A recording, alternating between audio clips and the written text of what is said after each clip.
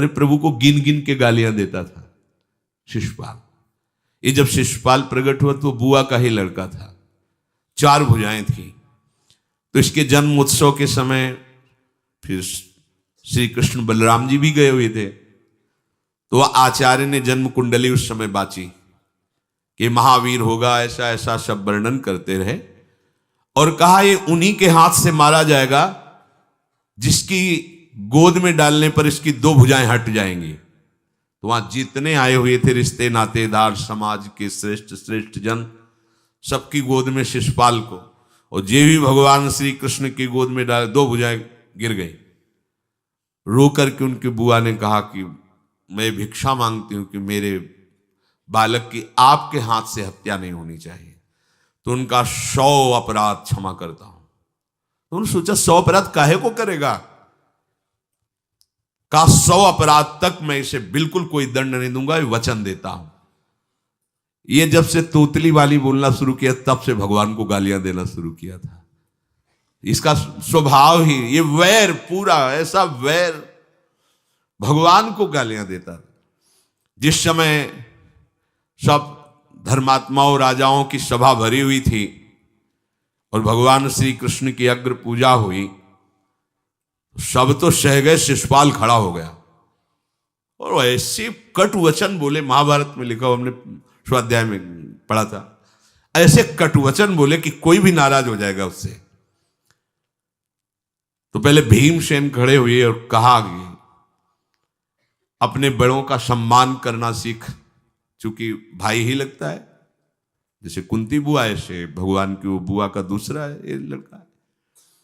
सम्मान करना सीख, अगर तू ऐसे ही बोलता रहा तो यही मैं तेरा गला काट दूंगा। ऐसे कहा बैठ जा ब्रकोदर, बहुत खाने वाला, तू क्या मेरे से लड़ेगा। भगवान ने भी इशारा कर दिया। जब देखा कि ये बोलता ही चला, भीष्म जी खड़े हुए और भीष्म जी ने कहा मैं श्री कृष्ण के चरण आसक्ति चित्त वाला हूं, अगर अब एक भी शब्द यहां बोला इसने तो मैं किसी की नहीं सुनूंगा, इसको नष्ट कर दूंगा।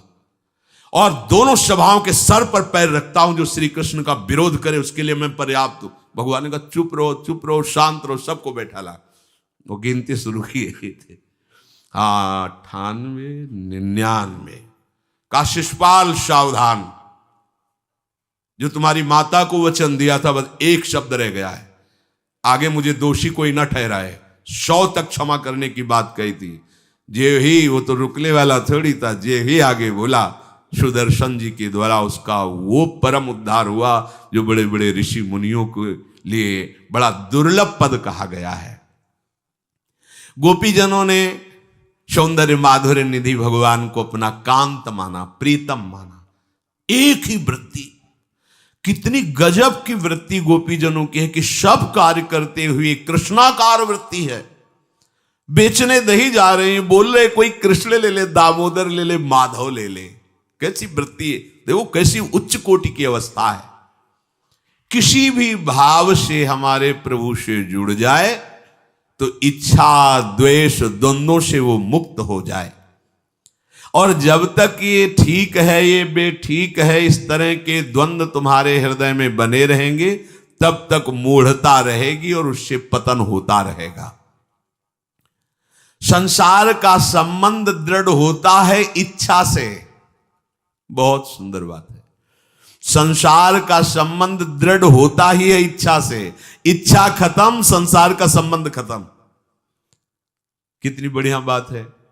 पर हम भागे घूम रहे हैं इच्छाओं की पूर्ति के लिए।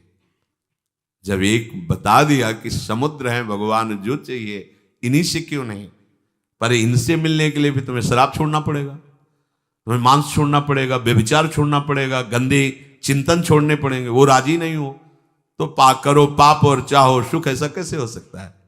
यही है जीव की परेशानी, यही है। वो ये चाहते हैं कि हे संत महात्मा, हे भगवंत, हमको छूट दो, हम खूब गंदे आचरण करें और आप हमसे सेव संतरा रुपया पैसा ले लो और आप ऐसा आशीर्वाद दो कि हमारी उन्नति होती रहे, दुख न मिले, हमें सुख ही मिलता है। कभी स्वप्न में भी नहीं हो सकता। तब लग कुशल न जीव कहूं, सपने हूं मन विश्राम, जब लग भजत न राम कहूं, शोक धाम तज काम। ये दुखों का खजाना काम अर्थात इच्छा, इसका त्याग करके भगवान की शरण में होकर जब तक नाम जप नहीं करोगे, स्वप्न में भी तुम्हें विश्राम नहीं मिलेगा। और नाम जप एक गंदे आचरण करने वालों के हृदय में नहीं हो सकता। नाम परम पवित्र है। ये तभी होगा जब आपका खान पान सात्विक हो, आपका वातावरण सात्विक हो, आपका बोलना उठना बैठना सब सात्विक हो, तब नाम भगवान कृपा करेंगे आपकी जिह्वा। फिर कौन सी इच्छा रह जाएगी, कौन सी इच्छा रह जाएगी? अरे आप विश्वास कीजिए, ये जितनी इच्छाएं हैं सब स्वाप्निक हैं। जब आप सच्चा विवेक धारण करेंगे तो आपसे पूछा भी जाएगा कि जबरदस्ती केवट से कह रहे ले लो, वो कह रहा आप कछुनाथ न चाहिए मोरे, नहीं चाहिए। प्रहलाद जी कह रहे हैं वरदान मांगो, हमारी आज्ञा का पालन करो, तो कह रहे हाँ आपकी आज्ञा का पालन करता हूं, हे नाथ मुझे यही वरदान दीजिए कि आपसे भी कोई इच्छा न रहे। ये वरदान मांगा कि आपसे भी कोई इच्छा। आप सोचो क्या है ऐसा भागवतिक रस कि जिसको वो मिला तो भगवान से भी कह देते। और भक्त तो बड़े विचित्र विचित्र है, वो भगवान से कहते तुम्हारी इच्छा क्या है प्यारे, बोलो हम पूर्ण करते हैं। तुम्हारी इच्छा क्या है, हमारी तो कोई इच्छा ही नहीं, आप बोलो आपकी इच्छा क्या है, आप क्या चाहते हो, मैं कैसे आपको रिझाऊं। ये जब कामना को लेकर के मनोवृत्ति का प्रवाह संसार की तरफ होता है, तब ये कामना ही हमें राग द्वेष में बांध देती है। जो महापुरुषों ने उपासना करके शास्त्र स्वाध्याय करके अनुभव किया है, उसे ध्यान से सुनो। इच्छाओं से बचने का उपाय, इच्छा ही आपके बंधन का कारण है, इच्छा ही जन्म मरण का कारण है। इच्छाओं से बचने का उपाय, कर प्रमाद मत बनो आलसी, करो सुचारु रूप से काम, अपना काम स्वयं करने में लाज बड़प्पन तजो तमाम। पहली बात, शरीरधारी को किसी दूसरे शरीर से अपने शरीर की सेवा तब तक नहीं लेनी चाहिए जब तक बीमार ना हो जाए, असमर्थ ना हो जाए, चाहे गृहस्थ में हो चाहे विरक्त में हो। ध्यान दीजिए, आप चाहे आपकी पत्नी हो, पुत्र हो, परिवार हो, आप उनके सेवक हैं, क्योंकि वो सब प्रभु के जन हैं। इस भावना से रहोगे, कभी नाराज नहीं होगे, कभी गुस्सा नहीं आएगा, कभी झगड़ा नहीं होगा।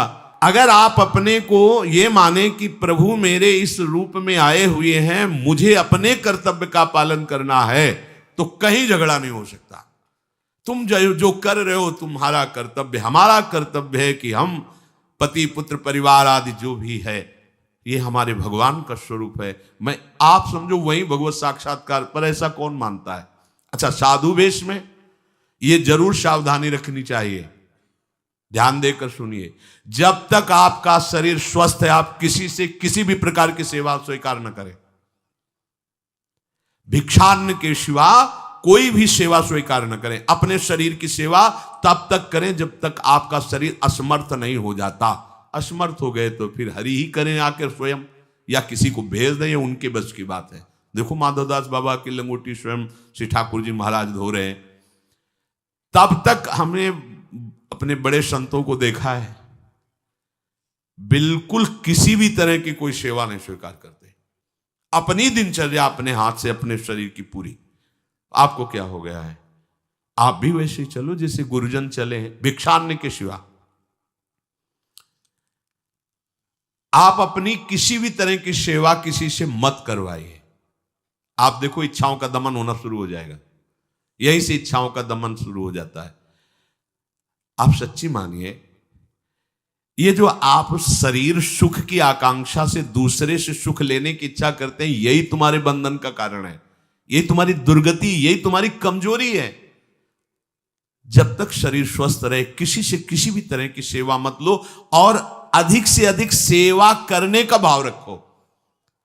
सुधार, हमें सेवा करना है, सेवा लेना नहीं है। जब तक सेव्य का साक्षात्कार ना हो जाए या शरीर असमर्थ ना हो जाए, तब तक ये नियम दृढ़ रखना चाहिए। गुरुजनों को भी देखा, श्री जी की सेवा कर दो, रसोई के से बाहर, शरीर सेवा में कभी भी नहीं। कभी धोखे से ऐसे वस्त्र आदि रह गए और महाराज जी अनुपस्थित धो के जल्दी से फैला दिया तो भी डांट लगी, ऐसा क्यों किया? नहीं रखे थे महाराज जी, हमने ऐसा कर दिया। नहीं, जब तक हम कहें नहीं तब तक नहीं। आज भी सरकार अपने ही हाथ से श्री जी को भोग लगा के ही, सब हैं पर वो अपने ही हाथ से 2 रोटी भोग बना के।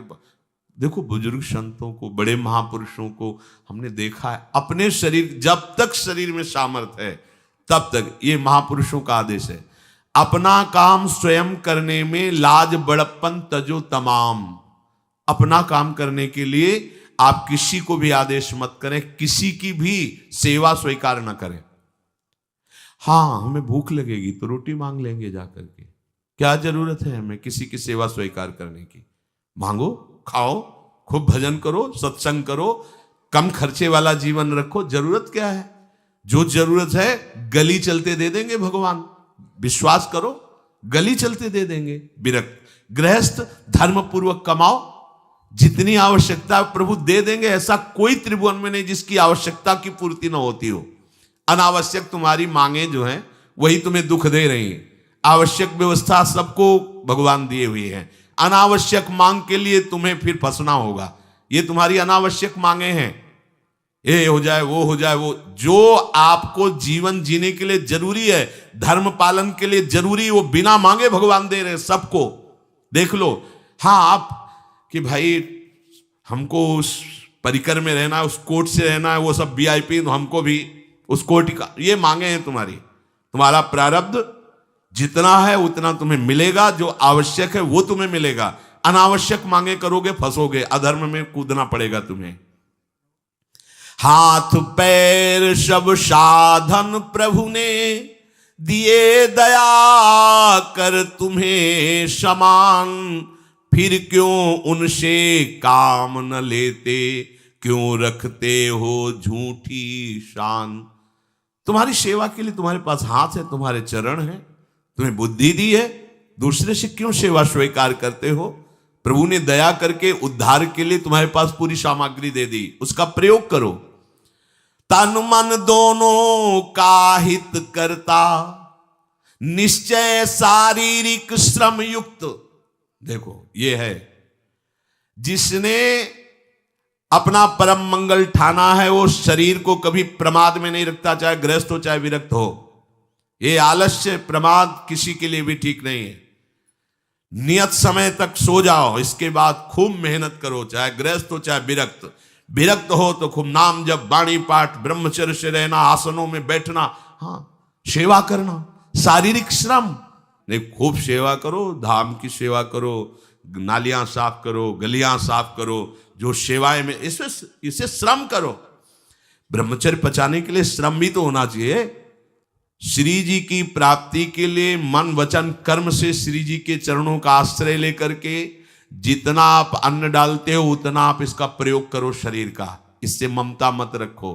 खूब धाम, पुराने संतों को देखो, सोहनी पकड़े कहां कहां तक परिक्रमा में लगा। हमने देखा है एक हरिदासी महात्मा थे, पीछे पानी घाट की तरफ उनकी छोटी सी कुटिया, किलोमीटर तक ऐसे ही सोहनी लगा रहे हैं। वृद्ध वृद्ध महात्मा सेवा करें। अपने लोग जवान महात्मा होकर, शरीर स्वस्थ होकर बेइज्जती से, अगर सोहनी पकड़ के खड़े हो जाओगे गली में तो आपको लगेगा अपनी बेइज्जती हो रही है। वाह, कितनी बड़ी इज्जत है हमारी।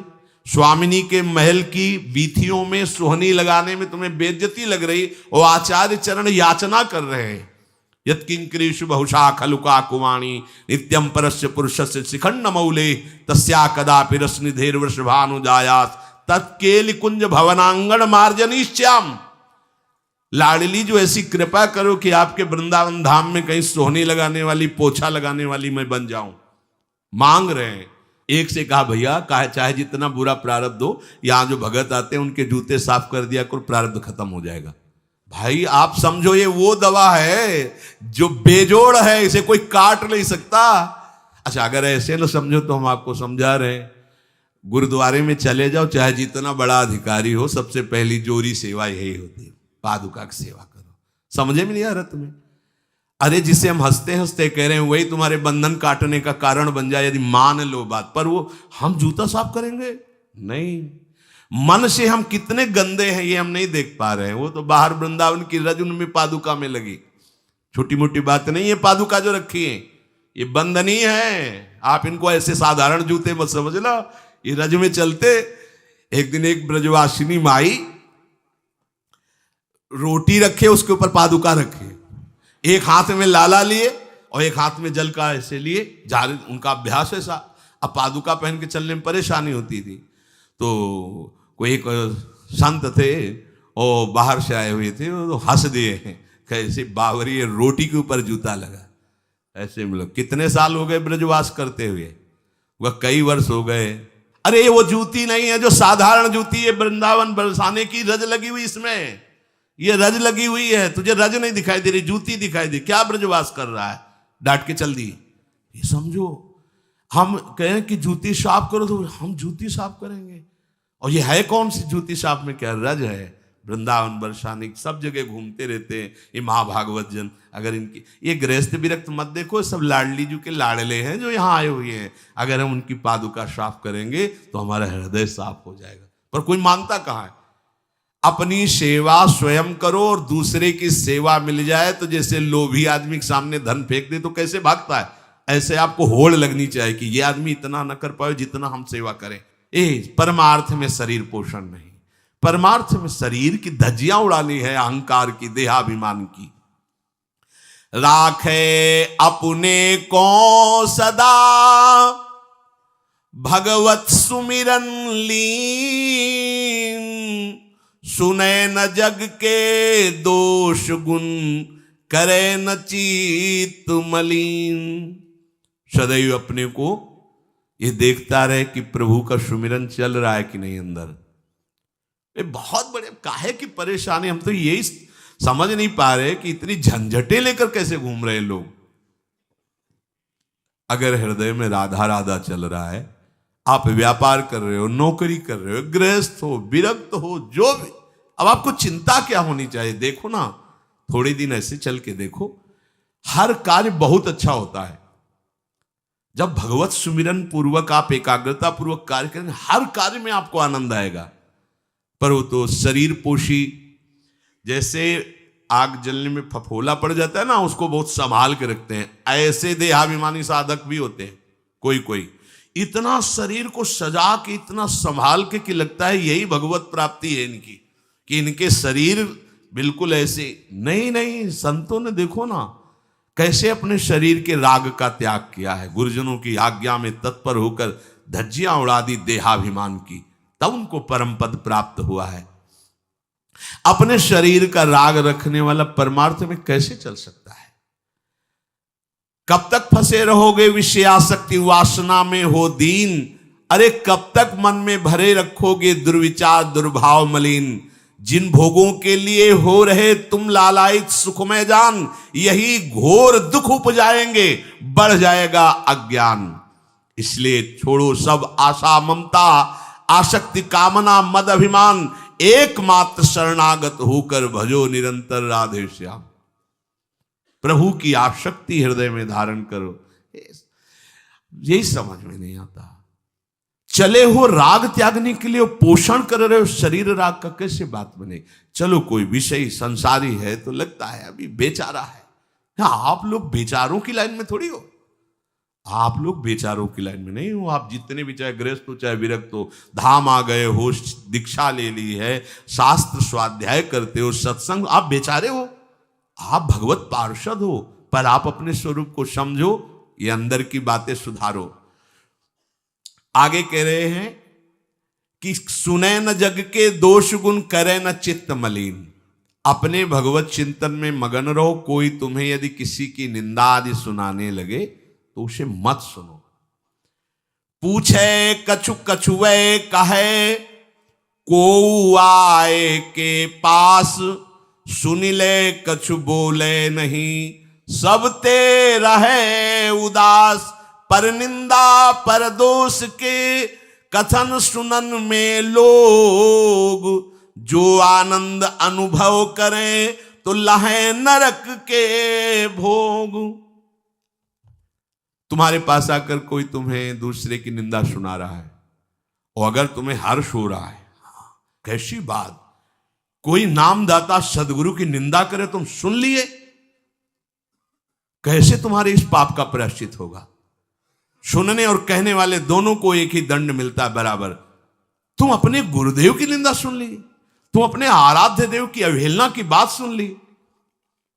उपासना नहीं है, कहीं देहाभिमान है कि हम तो गुरु श्रेष्ठ है ना, गुरु जी की निंदा होती हमारी वंदना हो रही।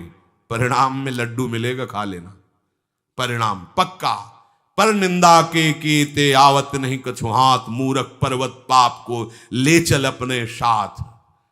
वैष्णव निंदा, भक्त निंदा, गुरु निंदा, ये तो बहुत ही भयानक है। भक्तन निंदा अति बुरी भूल करे जिन कोय, किए सुकृत बहु जन्म के क्षण में डारे खोए। कह रहे जो दूसरे की निंदा सुनने में आनंद का अनुभव करता है उसको भोग मिलेगा। काहे का? बोले नरक का भोग मिलेगा।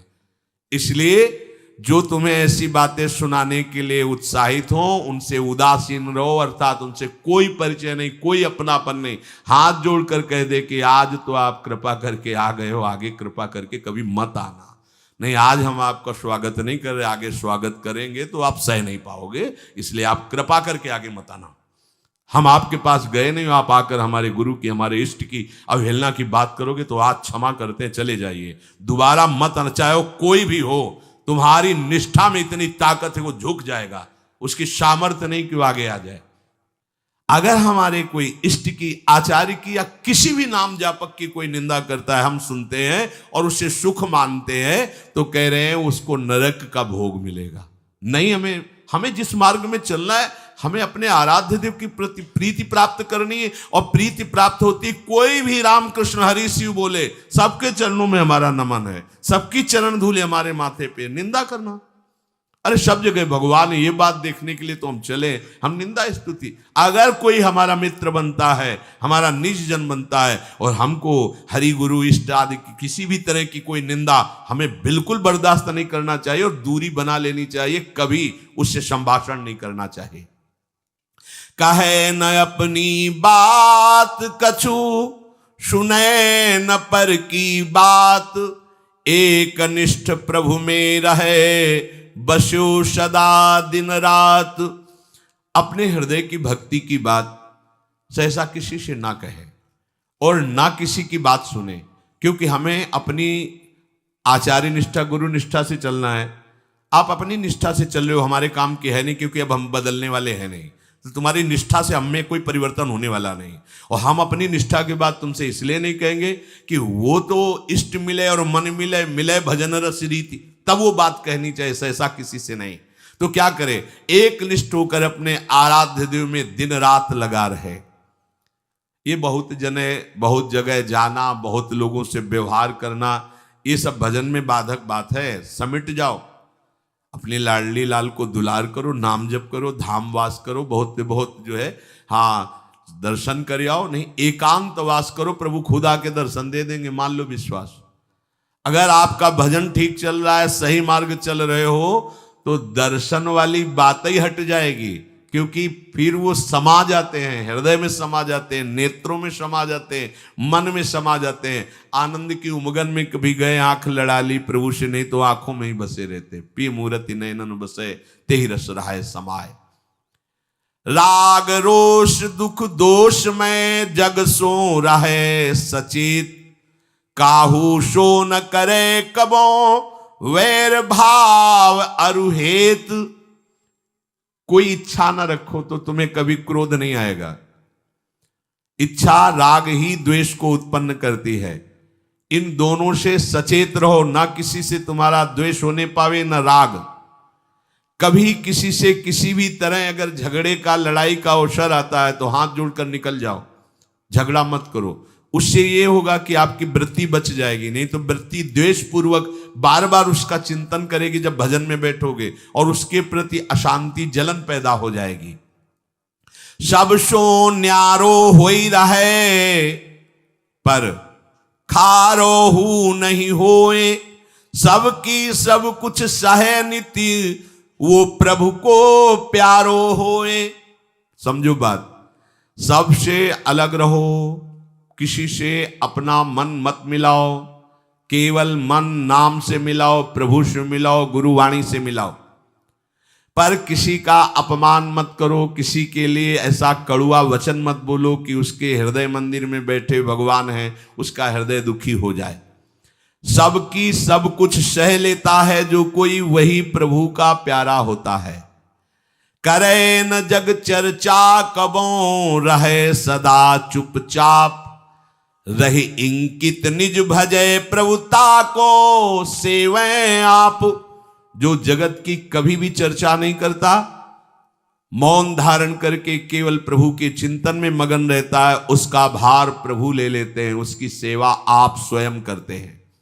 प्रभु किसी न किसी रूप में आके उनका भरण पोषण करते हैं। पै प्रभु के रस प्रेम की निर्मल गोपन बात, कहे न काहू सो कबों, सहे सकल आघात। भजन में जो तुम्हें आनंद आ रहा है, जो तुम्हें स्वप्न में कोई अनुभूतियां हो रही या प्रगट में कोई अनुभूति हो रही, कभी भी किसी से भी वो बात ना कहे, क्योंकि ऐसा कहने से तुम्हारे भजन में विघ्न पड़ जाएगा। सारी की सारी बातें पचा लो। जैसे तुम गुप्त रूप से गलतियां करते हो, कभी नहीं बोलते हो, लेकिन कोई भी भागवती का अनुभूति छोटी सी भी होगी तो सभा में बोलने का मन होगा, क्योंकि उससे हमारी प्रशंसा होगी, अहंकार का पोषण होगा। बिल्कुल नहीं। भजन संबंधी कोई भी आनंद की बात, कोई भी भगवदानंद अनुभूति कभी किसी से न कहे, एकदम छुपा जाए। अगर कोई ऐसा कि हमने तो ऐसे लक्षण आप में देखे, हाँ नहीं ये तो ऐसे ही तुम्हें यहाँ हंसुआ, हमारे अंदर ऐसा कुछ नहीं। कोई भी भागवतिक वृत्ति कहीं अपने में आरोपित करके प्रदर्शन का कार्य न कर दे। सह न सके पिय की तनिक निंदा, जो कहूं होए सहज त्याग सर्वस्व करी, डारे निज को खोए। यदि अपने आराध्य देव की कोई निंदा कर रहा हो तो वहां सहन न करे। सही न सके पिय की तनिक निंदा, जो कहूं होए। संत शंभु श्री पद अपवादा, कही सुनी तास मर्यादा, काटी जीव तासु जो बसाई, श्रवण मुनि न चले पर आई।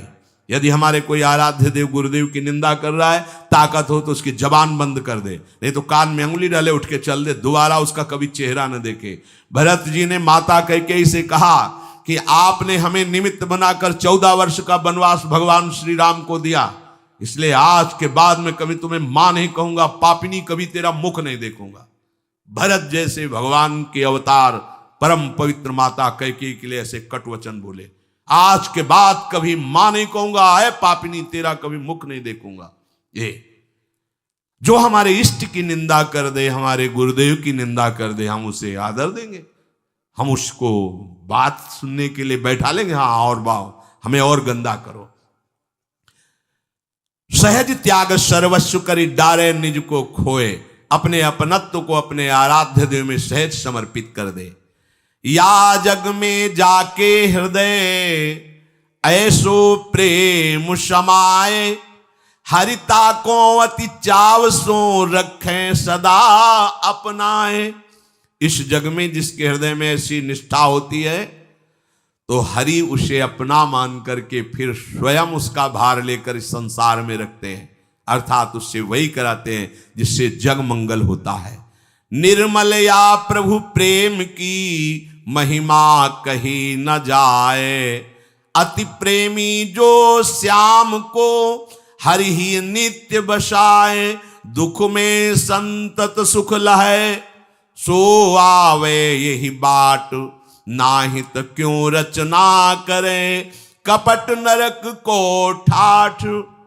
जो निर्मल भगवत प्रेम है उसको कहा नहीं जा सकता, वो अनिर्वचनीय है। ऐसे निर्मल प्रेमी महात्मा के हृदय में श्याम सुंदर निरंतर वास करते हैं।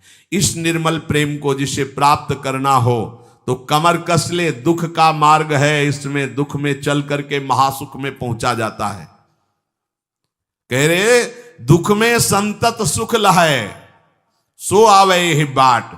भारी से भारी विपत्ति, अपमान, तिरस्कार में भी जो सुख का अनुभव करते हुए भगवत भजन करते रहते हैं, वो जाते हैं उस महासुख परमानंद में। नहीं तो कह रहे हैं नाहित क्यों रचना करे, कपट नरक को ठाठ। फिर ये बातें बनाने से नरक ही मिलेगा, भगवत प्राप्ति नहीं होगी। इसलिए इच्छा और द्वेष का त्याग करके अपने आराध्य देव के निरंतर चिंतन में मगन रहो। भजन का फल है अपना अस्तित्व मिटा देना, कोई भी इच्छा न रह जाना। तो श्री भगवान स्वयं उसके हृदय में बैठ करके सब योगक्षेम का वाहन करते हैं। जैसे अहंकार से हम सोचते हैं ये हम नहीं करेंगे तो कैसे हो जाएगा, तो पूरी सृष्टि तुम्हारे करने से हो गई है क्या? जिन्होंने एक संकल्प में अनंत ब्रह्मांडों का सृजन, पालन और लय करते हैं, करते रहेंगे, उन प्रभु को पहचानने के लिए मनुष्य जन्म हुआ है। यही परम कर। दोस्तों, अगर आप भी घर बैठे इंस्टाग्राम से मैसेज करके, फेसबुक में मैसेज करके ऑनलाइन अर्निंग करना चाहते हैं, डेली के 5,000 से 10,000 रुपये कमाना चाहते हैं, तो आप लोग मेरा प्रूफ देख सकते हो। मैंने खुद महीने के 50,000 रुपये कमाए हैं और आप इसी तरीके से कमा सकते हैं। बस आपको कुछ नहीं करना, आपको इंस्टाग्राम, फेसबुक में मैसेजेस करने हैं और पूरा तरीका आपको बताया जाएगा। और आपको कई सारे कोर्स मिलेंगे जिससे आप वीडियो एडिटिंग, थंबनेल डिजाइन करके यूट्यूब में वीडियो बना सकते हैं, फेसबुक में वीडियो बना सकते हैं और वायरल होकर के भी पैसे कमा सकते हैं। और अगर आपके थ्रू एक लिंक पर क्लिक करके, आपकी लिंक पर कोई क्लिक करता है तो आपको तुरंत 400 रुपये मिलेंगे। और अगर आपने एक दिन में 10 लोगों को भी ऐड करवा लिया, ज्वाइन करवा लिया, तो आपको एक दिन में मिलेंगे पूरे 4-4 हज़ार रुपये।